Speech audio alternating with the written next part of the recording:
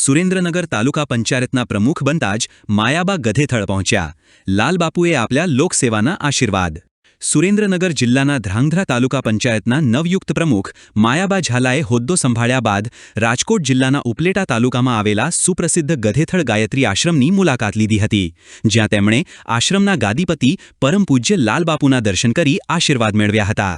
સુરેન્દ્રનગર જિલ્લાના રાજકારણ અને સ્થાનિક સ્વરાજ્યની સંસ્થાઓમાં તાજેતરમાં જ સત્તા પરિવર્તન બાદ ધ્રાંગધ્રા તાલુકા પંચાયતનું સુકાન સંભાળનાર નવયુક્ત પ્રમુખ માયાબા ઝાલાએ એક મહત્વપૂર્ણ ધાર્મિક મુલાકાત લીધી છે.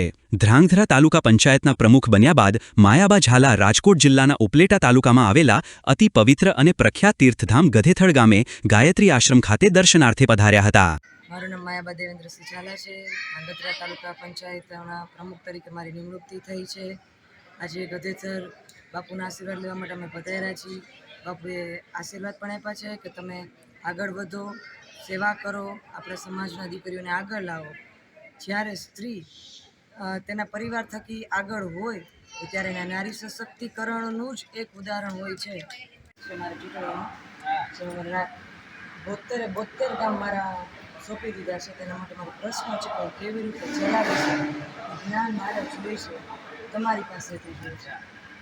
તમારું લખાણ કાયદા મેળવીએ સરકારના નિયમ મુજબ ચલાવો આપણે હાલશે, એમાં કાંઈ વાંધો નહીં આવે, કાંઈ ચિંતા કરવાની જરૂર નથી. ભાઈ મારી 25 વર્ષની ઉંમર છે, મારો અનુભવ ટૂંકો છે એટલે મારે ચલાવવાનું છે.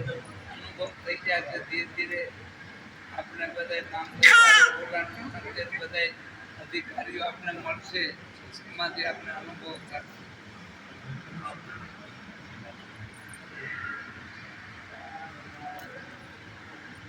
આપણા સમાજમાં આપણી મહિલા છે, મારા ઉપર એ ભાર મૂકે. પહેલી મારી ચુનૌતી એના માટે કરવામાં આવી છે કે મહિલા સશક્તિકરણ 50% જે આપણા દીકરીઓ પાછળ છે બાકી, એને મારા એવા પ્રયત્નો છે કે 50% જે પાછળ છે ને આગળ આવે.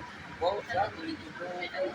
હા, એના માટે સ્કૂલ, કોલેજથી બધામાં જાહેર કર્યું છે કે આપણા દીકરીઓ છે, જે જરૂર છે એ કયો. સરકાર પણ આપે છે ને આપણે પણ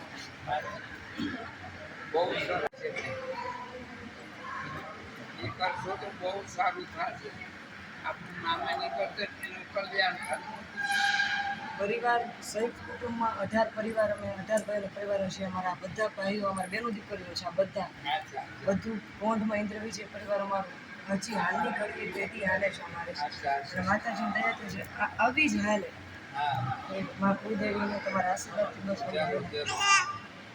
હાલશે જેમાં જરાય શંકાને સ્થાન નથી. 18 ભાઈઓ હજી હાલની ઘડી અમે સાથે છે. અમારો ઇન્દ્ર વિજય પરિવાર સારું શું છે?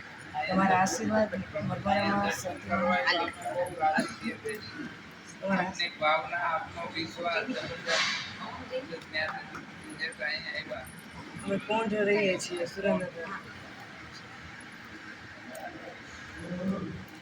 બેન અમારા આશ્રમમાં અમે અટાણે 21 કલાક સાધનામાં રહી છીએ.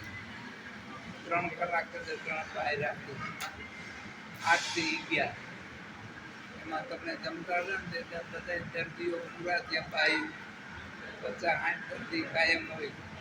કેન્સર છે, HIV છે, બીજા અનેક રોગ મટાડી અહીંથી દેશી દવા અમે બતાવી એટલે સેવા કરી. અને આશ્રમના એવા નિયમ છે, પહેલેથી પબ્લિકના પૈસેથી ભૌતિક સુખના સાધન એક પણ વસાવવાનું નહીં. ટીવી નહીં, ટેપ નહીં, રેડિયો નહીં, ફોન નહીં, મોબાઈલ નહીં, ગાડી નહીં, મોટરસાઇકલ નહીં, કોઈ વસ્તુ આશ્રમમાં રાખી નથી. અને મારું તો જમવાનું એવું છે કે 47 વર્ષ થયા મેં ઘી દૂધ મોઢામાં નથી રાખ્યું. અને એ માટે કે ગરીબ માણસને તમકોડ મહેનત કરે તો એને છાશ નથી મળતી. અમારા એ બેઠા બેઠા માળા ફેરવી છે તો આ શરીરને ઘી દૂધ ખવડાવીને શું કરવું?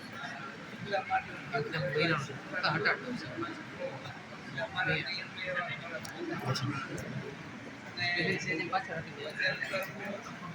માણસને ભોજન કરાવવું અને માનવની સેવા કરવું.